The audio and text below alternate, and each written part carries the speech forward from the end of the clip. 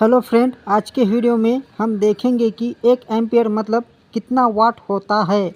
मतलब 1 ampere current flow हो रहा है तो हमारा लोड कितने वाट का है।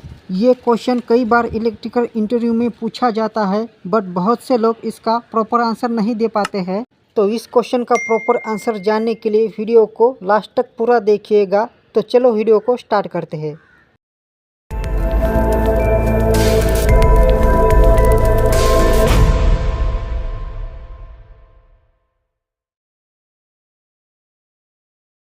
दोस्तों, अगर 1 एम्पियर का करंट फ्लो हो रहा है तो कितने वाट का लोड है, वो जानने से पहले हम लोग जानेंगे कि पावर का फार्मूला क्या है।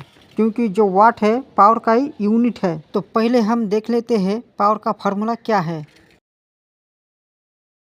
P = V/I, ये हमारा डीसी पावर का फार्मूला है।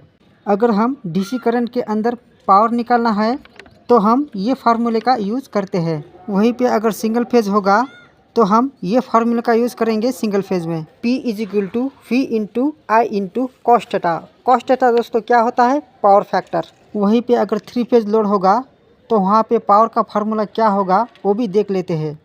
3 फेज लोड के लिए पावर का फार्मूला होगा P = √3 × V/I power factor.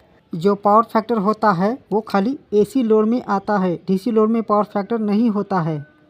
DC power calculate करने के लिए ये फार्मूला है, सिंगल फेज पावर कैलकुलेट करने के लिए ये फार्मूला है, और 3 फेज पावर कैलकुलेट करने के लिए ये फार्मूले का यूज़ करते हैं। दोस्तों, अगर आपको इंटरव्यू में ये क्वेश्चन करे कि 1 एम्पियर करंट फ्लो हो रहा है तो कितना वाट होता है, तो उसका आंसर आप कैसे दोगे, जैसा कि आप फार्मूले में देख सकते हैं। मतलब हमें आई पता है 1 एम्पियर है, बट हमें ना तो वी पता है ना तो cos थीटा पता है। तो इंटरव्यू का आंसर देना है तो अगर 1 एम्पियर करंट फ्लो हो रहा है तो हमें वाट निकालने के लिए हमें पता होना चाहिए voltage and power factor.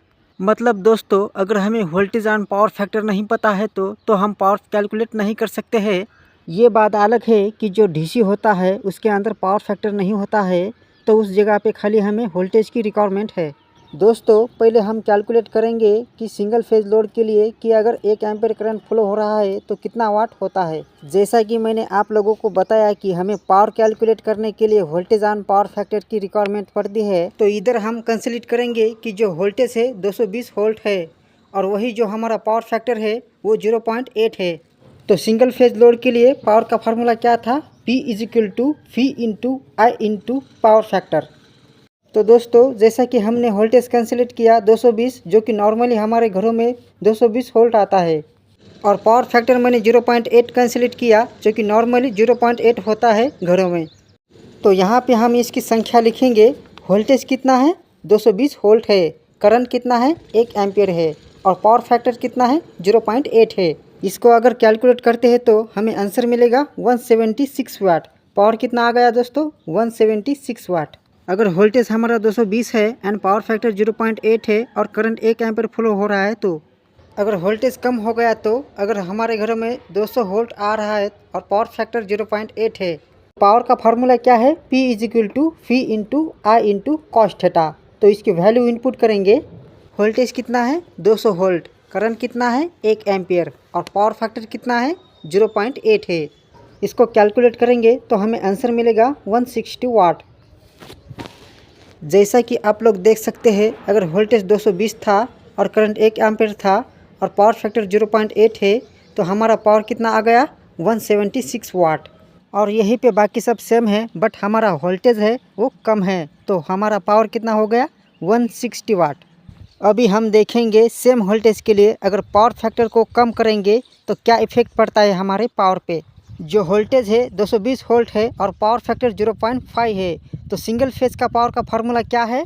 V/I cos theta. Voltage कितना है? 220 वोल्ट है और करंट कितना है? 1 एम्पियर। पावर फैक्टर कितना है? 0.5। इसको अगर हम कैलकुलेट करेंगे तो हमें आंसर मिलेगा 110 वाट। तो दोस्तों, जैसा कि आप लोग आंसर में देख सकते हैं कि अगर वोल्टेज चेंज हो रहा है तो हमारा पावर चेंज हो जा रहा है, पावर फैक्टर चेंज हो रहा है तो हमारा पावर चेंज हो जा रहा है। तो जब भी आपको इंटरव्यूअर क्वेश्चन करेगा कि अगर 1 एम्पियर करंट फ्लो हो रहा है तो हमारा कितने वाट का लोड है, जिसको आप लोग आंसर बोल सकते हो हमें वाट पता करने के लिए हमें पता होना चाहिए वोल्टेज ऑन पावर फैक्टर। ये तो हो गया हमारा सिंगल फेज का कैलकुलेट। अब हम 3 फेज के लिए एक एग्जांपल ले लेंगे और डीसी का भी एक एग्जांपल ले लेंगे। दोस्तों 3 फेज के लिए वोल्टेज कैलकुलेट करेंगे। जो हमारा वोल्टेज आ रहा है 415 वोल्ट आ रहा है, वहीं पे हमारा पावर फैक्टर है 0.8 है। 3 फेज का पावर का फार्मूला क्या था? P = √3 into voltage into current into power factor. तो इस फार्मूले में वैल्यू को पुट करेंगे। P = √3 कितना होता है? 1.73 इंटू वोल्टेज कितना है? 415 वोल्ट है। करंट कितना है? 1 एम्पियर। और पावर फैक्टर कितना है? 0.8 है। इसको अगर हम कैलकुलेट करते हैं तो हमें आंसर मिलेगा 574.36 वाट। तो दोस्तों अगर 3 फेज सिस्टम में से 1 एम्पियर का करंट फ्लो हो रहा है तो हमारा पावर कितना होगा? 574 वाट। बट दोस्तों अगर वोल्टेज चेंज होगा और अगर पावर फैक्टर चेंज होगा तो हमारा पावर भी चेंज हो जाएगा।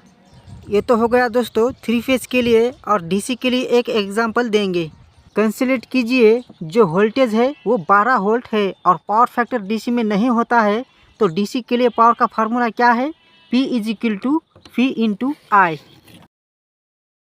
दोस्तों ये बात का ध्यान रखिएगा। कई बार इंटरव्यू में क्वेश्चन को थोड़ा घुमा देते हैं।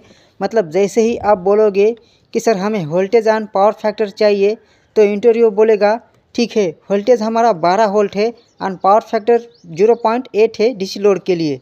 तो उस टाइम आप बोल सकते हो सर डीसी लोड में पावर फैक्टर नहीं होता। तो इस तरीके से आप लोग आंसर दे सकते हो। अब हम इसका कैलकुलेट करेंगे। P = V कितना है? 12 वोल्ट इंटू और करंट कितना है? 1 एम्पियर। इसको अगर कैलकुलेट करते हैं P = मिलेगा 12 वाट। मतलब अगर कोई डीसी लोड है जो कि 12 वोल्ट से प्रेजेंट है और उसमें से 1 एम्पियर करंट फ्लो हो रहा है, तो हमारा लोड कितने वाट का होगा? 12 वाट का। तो इस तरीके से हम लोग कैलकुलेट कर सकते हैं। हो सकता है दोस्तों इंटरव्यूअर बोले कि अगर 2 एम्पियर करंट फ्लो हो रहा है तो कितना वाट हुआ?